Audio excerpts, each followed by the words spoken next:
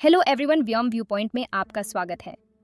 आज हम एक ऐसे विषय पर चर्चा करेंगे जो हमारी अंडरस्टैंडिंग को एक्सपैंड कर सकता है, टाइम। क्या आपने कभी सोचा है कि टाइम सिर्फ वो क्लॉक की टिकिंग नहीं है जिसे हम देख सकते हैं? टाइम एक ऐसी पावर है जो हमारे यूनिवर्स को कंट्रोल करती है। आज हम टाइम को दो पर्सपेक्टिव से देखेंगे, एक एंशिएंट हिंदू फिलॉसफी और दूसरा मॉडर्न फिजिक्स का साइंटिफिक व्यू पॉइंट। क्या आप जानते हैं कि हिंदुइज्म के टेक्स्ट में टाइम को कभी लिनियर नहीं माना गया, बल्कि इसे साइक्लिक कहा गया है? वहीं मॉडर्न फिजिक्स की रिलेटिविटी थ्योरी टाइम को एक डिमेंशन के रूप में देखती है। लेकिन क्या ये दोनों आइडियाज एक दूसरे से कनेक्टेड हैं? इस इंटेलेक्चुअल जर्नी में हम इन दोनों आइडियाज को एक्सप्लोर करेंगे। तो वायोम व्यू पॉइंट के साथ जुड़े रहिए, जहां हम आपके लिए लाते हैं कॉस्मिक मिस्ट्रीज और साइंटिफिक एक्सप्लेनेशंस को एक साथ। क्या टाइम एक साइकिल है, जैसे कि हिंदुइज्म कहता है, या फिर एक लिनियर डायमेंशन है, जैसा मॉडर्न साइंस हमें बताती है? आज के इस वीडियो में हम इन दोनों कॉन्सेप्ट्स के बीच डीप डाइव करेंगे। तो आइए इस कॉस्मिक जर्नी की शुरुआत करते हैं। टाइम या काल का कंसेप्ट हिंदुइज्म में काफी एंशिएंट और कॉम्प्लेक्स है। अनलाइक वेस्टर्न थिंकिंग, जिसमें टाइम को लिनियर माना जाता है, पास्ट, प्रेजेंट, फ्यूचर में डिवाइडेड, हिंदू फिलॉसफी टाइम को एक साइकिल के रूप में देखती है। ये सिर्फ एक क्लॉक की टिकिंग नहीं है, बल्कि एंडलेस साइकिल्स ऑफ क्रिएशन और डिस्ट्रक्शन का एक कंटिन्यूअस प्रोसेस है। हिंदू टेक्स्ट जैसे कि ऋग्वेदा और पुराणास में टाइम को चक्रा के रूप में रिप्रेजेंट किया गया है। इस चक्र में 4 मेन युगास होते हैं: सत्या युगा, त्रेता युगा, द्वापर युगा और काली युगा, जो मिलकर एक महायुगा बनाते हैं। एक महायुगा लगभग 4.32 मिलियन ईयर्स का होता है और इसे 1000 महायुगास में डिवाइड करके ब्रह्मा का एक डे बनता है। कल्पना कीजिए, एक कॉस्मिक डे जो 4.32 बिलियन ईयर्स लॉन्ग है। इन युगस के बाद यूनिवर्स को डिस्ट्रॉय कर दिया जाता है और फिर से क्रिएट किया जाता है। इसे कहते हैं प्रलय, द कॉस्मिक डिसोल्यूशन। ये आइडिया सिर्फ सिंबॉलिक नहीं है, बल्कि एक डीपर रियलिटी को दर्शाता है कि क्रिएशन और डिस्ट्रक्शन एक इन्फिनिट लूप में चलते रहते हैं। Just like the seasons repeat, time भी कॉन्स्टेंटली साइकिल करता है। भागवत गीता में लॉर्ड कृष्णा कहते हैं, कालोस्मी, I am time, the destroyer of all. यहाँ टाइम सिर्फ एक न्यूट्रल फोर्स नहीं है, बल्कि एक डिवाइन एंटिटी है जो क्रिएशन और डिस्ट्रक्शन दोनों के साइकिल को गवर्न करता है। टाइम इटसेल्फ इज इटर्नल और ये युग सिर्फ उसके फेजेस हैं। एक और इंटरेस्टिंग कॉन्सेप्ट है अनंत काल, यानी टाइम की कोई शुरुआत या अंत नहीं है। हिंदू कॉस्मोलॉजी में ब्रह्मा की एक लाइफ स्पैन 100 ब्रह्मा ईयर्स होती है, each year with 365 days, and when Brahma dies the universe ends, और फिर नया साइकिल शुरू होता है। इस प्रोसेस को बहुत ग्रैंड स्केल पर देखा गया है, जिसे मॉडर्न कॉस्मोलॉजी में साइक्लिक यूनिवर्स थ्योरी से कंपेयर किया जा सकता है। ये साइकिल्स जो हिंदुइज्म में डिस्क्राइब किए गए हैं, मॉडर्न थ्योरीज जैसे ऑसिलेटिंग यूनिवर्स या साइक्लिक मॉडल से बहुत मेल खाते हैं।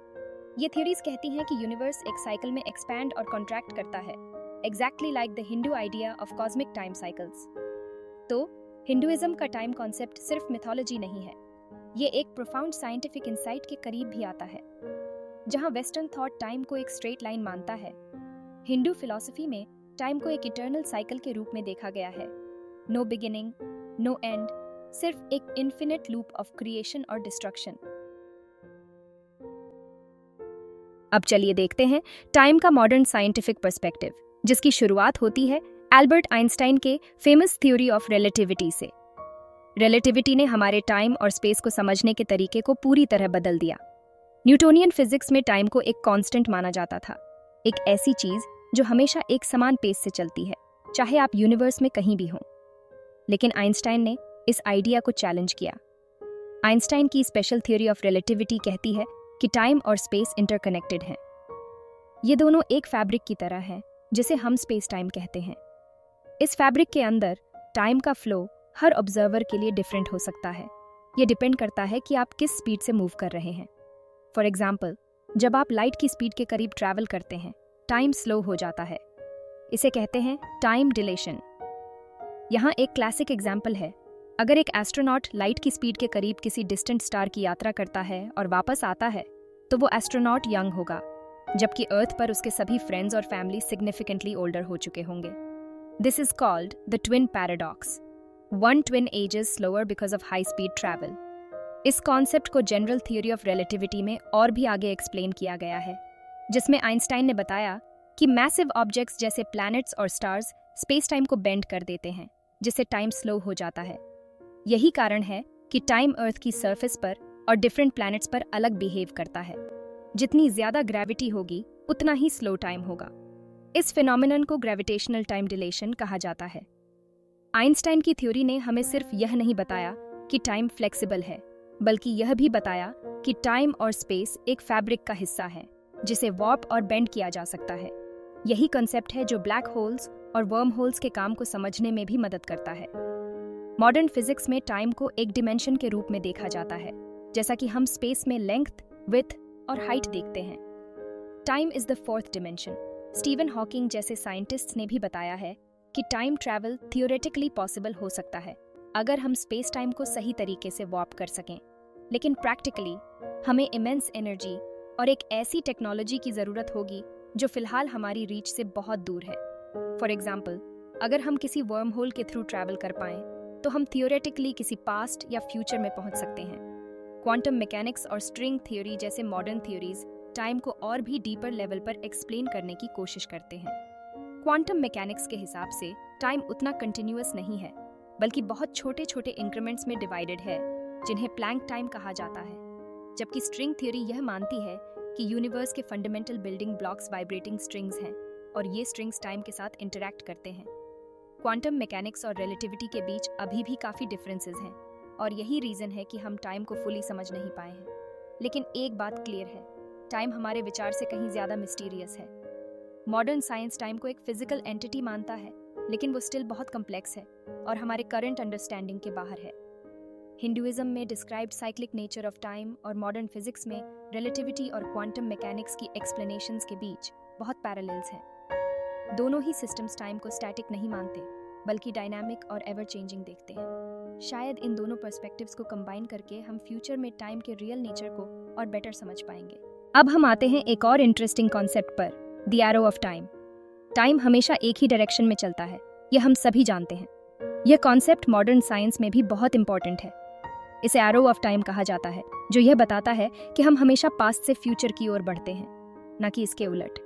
लेकिन सवाल यह है कि टाइम सिर्फ एक डायरेक्शन में ही क्यों चलता है? इसके पीछे साइंटिफिक रीजन है एंट्रोपी का। एंट्रोपी का मतलब होता है डिसऑर्डर या केओस, और थर्मोडायनामिक्स के दूसरे लॉ के अनुसार एंट्रोपी हमेशा इंक्रीज होती है। यही रीजन है कि टाइम आगे की तरफ चलता है, क्योंकि यूनिवर्स में डिसऑर्डर बढ़ता ही जा रहा है। आप एक ब्रोकन ग्लास को नेचुरली रिस्टोर होते हुए नहीं देख सकते। यह हमेशा टूटने के बाद एक हायर एंट्रोपी स्टेट में ही रहेगा। इसी तरह टाइम भी हमेशा फॉरवर्ड मूव करता है। इसी कॉन्सेप्ट को हिंदुइज्म के कर्मा से कंपेयर किया जा सकता है। कर्मा भी टाइम के साथ जुड़ा हुआ है और ये कहता है कि हर एक्शन का एक रिएक्शन होता है। जिस तरह से फिजिक्स में टाइम सिर्फ एक डायरेक्शन में मूव करता है, वैसे ही कर्मा के लॉ में भी आपके एक्शंस का रिजल्ट हमेशा आपको फ्यूचर में ही मिलता है। आप अपने पास्ट को बदल नहीं सकते, लेकिन आपके करंट एक्शंस आपके फ्यूचर को जरूर शेप करते हैं। अगर हम इसे साइंस के पर्सपेक्टिव से देखें तो कार्मा का कॉन्सेप्ट टाइम की इरिवर्सिबल नेचर से बहुत मिलता जुलता है। जस्ट लाइक एंट्रोपी हमेशा इंक्रीज होती है और टाइम रिवर्स नहीं हो सकता, वैसे ही आपके कर्मों के रिजल्ट्स भी फिक्स हो जाते हैं और उनका इफेक्ट फ्यूचर में जरूर होता है। मॉडर्न फिजिक्स में हम जो कॉज एंड इफेक्ट का प्रिंसिपल देखते हैं, वो कहीं ना कहीं कर्मा से अलाइन करता है। जितना अच्छा एक्शन करेंगे, उतना ही अच्छा इफेक्ट फ्यूचर में मिलेगा। हिंदुइज्म का कार्मा कॉन्सेप्ट और मॉडर्न साइंस का एरो ऑफ टाइम दोनों यह मानते हैं कि टाइम का एक फ्लो है और वो हमेशा आगे की तरफ बढ़ता है। अगर आप पास्ट में कोई एक्शन करते हैं तो वो फ्यूचर में रिटर्न होकर आपके सामने आता है। यह फ्लो कभी बैकवर्ड नहीं जा सकता। किसी ने सही कहा है, what goes around comes around, और ये फ्रेज मॉडर्न साइंस और स्पिरिचुअल टीचिंग्स दोनों पर फिट बैठती है। एरो ऑफ टाइम और कर्मा दोनों ही इस बात को समझाते हैं कि हम जो भी करते हैं उसका इम्पैक्ट हमें फ्यूचर में जरूर मिलता है, और यही रीजन है कि हम अपने प्रेजेंट को जितना बेहतर बनाएंगे उतना ही बेहतर फ्यूचर होगा। अब हम क्वांटम फिजिक्स की बात करेंगे, जो आज की साइंस की सबसे बड़ी मिस्ट्रीज में से एक है। जब हम टाइम और यूनिवर्स को माइक्रोस्कोपिक लेवल पर देखते हैं तो हमारी अंडरस्टैंडिंग बिल्कुल बदल जाती है। क्वांटम फिजिक्स के प्रिंसिपल्स जैसे सुपरपोजिशन और एंटेंगलमेंट हमें टाइम के बारे में नए इंसाइट्स देते हैं। हिंदुइज्म में टाइम के साइक्लिक नेचर की बात की जाती है, जिसमें सृष्टि का निर्माण, विनाश और पुनः निर्माण होता है। यह कॉन्सेप्ट कहीं ना कहीं क्वांटम फिजिक्स के पैरेलल भी नजर आता है। क्वांटम मैकेनिक्स में पार्टिकल्स का बिहेवियर बहुत अनप्रिडिक्टेबल होता है, यहाँ तक कि पार्टिकल्स सिमल्टेनियसली दो स्टेट्स में एग्जिस्ट कर सकते हैं। इसे हम सुपरपोजिशन कहते हैं। अगर हम इसे टाइम के कॉन्टेक्स्ट में समझें तो थियोरेटिकली ये सजेस्ट कर सकता है कि टाइम भी एक फिक्स डायरेक्शन में न होकर कई पॉसिबिलिटीज को होल्ड करता है। इसका मतलब ये हो सकता है कि मल्टीपल टाइमलाइंस एक साथ कोएग्जिस्ट कर सकते हैं, जैसे कि मल्टीपल यूनिवर्सेस का आइडिया, जिसे मल्टीवर्स कहा जाता है। क्वांटम एंटेंगलमेंट एक और माइंड बॉगलिंग कॉन्सेप्ट है, जहां दो पार्टिकल्स एक दूसरे से लाइट की स्पीड से भी फास्टर इंटरैक्ट करते हैं, चाहे वो कितनी भी दूर क्यों ना हो। ये स्पेस टाइम के बारे में हमारी अंडरस्टैंडिंग को चैलेंज करता है और कुछ फिजिसिस्ट मानते हैं कि इससे टाइम ट्रैवल और टाइम लूप्स की पॉसिबिलिटी हो सकती है। इस पॉइंट पर हमें हिंदुइज्म के साइक्लिक टाइम कॉन्सेप्ट की याद आती है, जहां टाइम की शुरुआत और अंत नहीं होता, बल्कि यह एक एंडलेस लूप में चलता रहता है। क्वांटम लेवल पर टाइम के बारे में हमारी कन्वेंशनल सोच उलट जाती है। क्वांटम फिजिक्स की एक और चीज जो साइक्लिक टाइम से जुड़ती है वो है व्हीलर-डीविट इक्वेशन। ये इक्वेशन कहती है कि जब हम यूनिवर्स को पूरे कॉस्मिक स्केल पर देख रहे होते हैं तो टाइम का कॉन्सेप्ट डिसअपीयर हो जाता है। ये हमें फिर से हिंदुइज्म की साइक्लिक टाइम की थ्योरी की तरफ ले जाता है, जहां यूनिवर्स का क्रिएशन और डिस्ट्रक्शन साइकिल में चलता है। क्वांटम लेवल पर टाइम सिर्फ एक इल्यूजन हो सकता है, और ये हमें फिर से एंशिएंट हिंदू फिलॉसफीज की तरफ लेकर जाता है। टाइम का ये फ्लेक्सिबल नेचर सजेस्ट करता है कि यूनिवर्स न सिर्फ एक डेफिनेट टाइमलाइन में एग्जिस्ट करता है, बल्कि कई पॉसिबिलिटीज के साथ इंटरैक्ट कर सकता है। और शायद यही रीजन है कि हिंदुइज्म की टीचिंग्स में टाइम को बहुत ही मिस्टीरियस और फ्लूइड माना गया है। क्वांटम फिजिक्स और साइक्लिक टाइम कॉन्सेप्ट हमें ये सोचने पर मजबूर करता है कि टाइम शायद लिनियर नहीं है जैसा हम सोचते हैं, बल्कि ये एक लूप या एक ऐसे वेब की तरह है जिसमें बहुत सारी पॉसिबिलिटीज और इंटरप्रिटेशंस हो सकती हैं। और हो सकता है कि इसी कारण से हिंदुइज्म का कॉन्सेप्ट काल यानी टाइम इतना कॉम्प्लेक्स और मल्टी डिमेंशनल है। अब बात करते हैं टाइम ट्रैवल की, जो न सिर्फ मॉडर्न साइंस का फैसिनेटिंग टॉपिक है, बल्कि हिंदू मिथोलॉजी में भी इसका जिक्र मिलता है। सबसे पहले अगर साइंस की बात करें तो आइंस्टाइन की थ्योरी ऑफ रिलेटिविटी इस कॉन्सेप्ट को साइंटिफिक फ्रेमवर्क में फिट करने की कोशिश करती है। रिलेटिविटी हमें ये बताती है कि टाइम कोई एब्सोल्यूट कॉन्सेप्ट नहीं है, ये स्पेस की तरह फ्लेक्सिबल है और ग्रेविटी से प्रभावित होता है। टाइम डिलेशन का कॉन्सेप्ट, जहां हाई स्पीड पर टाइम अलग बिहेव करता है, इस बात का हिंट देता है कि टाइम ट्रैवल थियोरेटिकली पॉसिबल हो सकता है। लेकिन क्या आपको पता है कि टाइम ट्रैवल का कॉन्सेप्ट हिंदू मिथोलॉजी में भी बहुत पुराना है। हिंदू स्क्रिप्चर्स में कई जगह टाइम ट्रैवल जैसा कुछ देखने को मिलता है। सबसे फेमस एग्जाम्पल किंग रेवता का है, जिन्होंने ब्रह्मलोक की यात्रा की और जब वापस लौटे तो धरती पर कई युग बीत चुके थे। इस कहानी में टाइम डिलेशन के कॉन्सेप्ट को मिथोलॉजी के अंदाज में एक्सप्लेन किया गया है। इसी तरह महाभारत में भी अर्जुन की यात्रा देवताओं के लोक तक की बात होती है, जहां समय अलग तरीके से बीतता है। अब अगर हम इसे साइंस की पर्सपेक्टिव से देखें तो ये हिंदू मिथोलॉजी में एक तरह से टाइम डिलेशन का ही कॉन्सेप्ट है, जहां हाई रेल्म्स में टाइम की गति अलग होती है।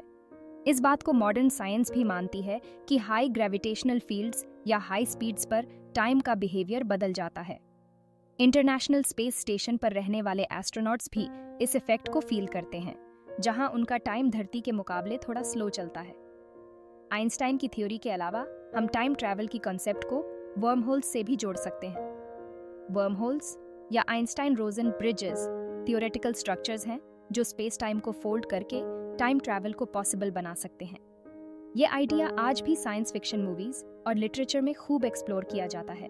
उदाहरण के लिए इंटरस्टेलर में वर्म होल्स का यूज किया गया है ताकि characters distant parts of space और डिफरेंट टाइम्स में ट्रैवल कर सकें। अब हिंदू मिथोलॉजी में टाइम ट्रैवल के कॉन्सेप्ट की बात करें तो एक और बहुत ही इंटरेस्टिंग जिक्र महाभारत में मिलता है। इसमें बात होती है अर्जुन और भगवान श्री कृष्ण के साथ एक डिवाइन जर्नी की, जहां समय का फ्लो बिल्कुल डिफरेंट होता है। ये वही कॉन्सेप्ट है जो आज की मॉडर्न साइंस, खासकर क्वांटम फिजिक्स और रिलेटिविटी में दिखती है। विज्ञान की बातें हम समझ चुके हैं, लेकिन मिथोलॉजी में ये बताने का एक खास अंदाज है कि टाइम को कैसे समझा जाए। ये हमें बताता है कि हमारे एंशिएंट स्कॉलर्स ने उन कॉन्सेप्ट्स को समझने की कोशिश की थी जिनके बारे में आज मॉडर्न साइंस रिसर्च कर रही है। टाइम ट्रैवल की पॉसिबिलिटी हमेशा से ह्यूमन इमेजिनेशन को फैसिनेट करती आई है, और चाहे वो हिंदू मिथोलॉजी हो या मॉडर्न फिजिक्स, दोनों ही इस आइडिया के लिए एक तरह से फाउंडेशन रखती हैं। अब हम इस फैसिनेटिंग जर्नी के आखिरी पड़ाव पर हैं, जहां हम हिंदुइज्म और मॉडर्न फिजिक्स के बीच एक पुल बनाने की कोशिश करेंगे। अगर हम गौर से देखें तो चाहे वो एंशिएंट स्क्रिप्चर्स हों या आज की साइंटिफिक डिस्कवरीज, दोनों का गोल एक ही है, समय और ब्रह्मांड की गहराइयों को समझना। हिंदुइज्म हमें सिक्लिकल नेचर ऑफ टाइम सिखाता है, जो बड़े कॉस्मिक इवेंट्स जैसे सृष्टि और प्रलय से जुड़ा हुआ है। दूसरी तरफ मॉडर्न फिजिक्स ने हमें रिलेटिविटी और क्वांटम फिजिक्स के जरिए टाइम की कॉम्प्लेक्सिटीज को एक्सप्लोर करने का रास्ता दिखाया। ऐसा लगता है जैसे दोनों ही सिस्टम्स हमें एक ही सत्य की तरफ ले जा रहे हैं, लेकिन अलग अलग पर्सपेक्टिव से। विज्ञान और धर्म दोनों ही एक दूसरे के विरोधी नहीं, बल्कि कॉम्प्लीमेंट्री हैं। साइंस हमें ये टूल्स देता है कि हम ब्रह्मांड को एक्सपेरिमेंट करके समझ सकें, जबकि धर्म और फिलॉसफी हमें उस अंडरस्टैंडिंग को डीपर मीनिंग से कनेक्ट करने की कोशिश करवाते हैं। हमारी कोशिश होनी चाहिए कि इन दोनों दृष्टिकोणों को साथ में समझें और देखें कि हम किस तरह इन एंशिएंट टीचिंग्स को मॉडर्न साइंस के साथ इंटीग्रेट कर सकते हैं। आखिरकार, समय का कॉन्सेप्ट सिर्फ क्लॉक की टिक टिक नहीं, बल्कि ब्रह्मांड के फंडामेंटल फैब्रिक का हिस्सा है। तो चाहे हम बात करें क्वांटम एंटेंगलमेंट की, वर्म होल्स की या कर्मा की, ये सभी एक ही ट्रूथ के पहलू हो सकते हैं। हमारा गोल होना चाहिए कि हम इन सब को साथ लाकर एक यूनिफाइड अंडरस्टैंडिंग ऑफ टाइम और यूनिवर्स डेवलप कर सकें। तो दोस्तों, आज की इस इनक्रेडिबल जर्नी में हमारे साथ जुड़े रहने के लिए आपका बहुत बहुत धन्यवाद। अगर आपको ये वीडियो इंसाइटफुल और थॉट प्रोवोकिंग लगा हो तो हमारे चैनल व्योम व्यू पॉइंट को सब्सक्राइब करना ना भूलें। हम आपको रेगुलरली ऐसे ही अमेजिंग टॉपिक्स से इंट्रोड्यूस कराते रहेंगे, जहां साइंस, मिस्ट्री और एंशिएंट विजडम का संगम होता है। और हाँ, बेल आइकॉन को हिट करें ताकि आपको हमारे लेटेस्ट वीडियोस की नोटिफिकेशन मिलती रहे और आप किसी भी फैसिनेटिंग कंटेंट को मिस ना करें। अगर आपके मन में कोई सवाल हो या आप चाहते हैं कि हम किसी स्पेसिफिक टॉपिक पर वीडियो बनाएं, तो नीचे कमेंट सेक्शन में ज़रूर लिखें। लाइक और शेयर करके अपने दोस्तों के साथ भी इस अमेजिंग कंटेंट को स्प्रेड करें, ताकि वो भी इस नॉलेज फिल्ड जर्नी का हिस्सा बन सकें। अगले वीडियो में हम फिर से मिलेंगे एक और एंगेजिंग टॉपिक के साथ। तब तक के लिए कीप एक्सप्लोरिंग, कीप क्वेश्चनिंग और बने रहिए व्योम व्यू पॉइंट के साथ।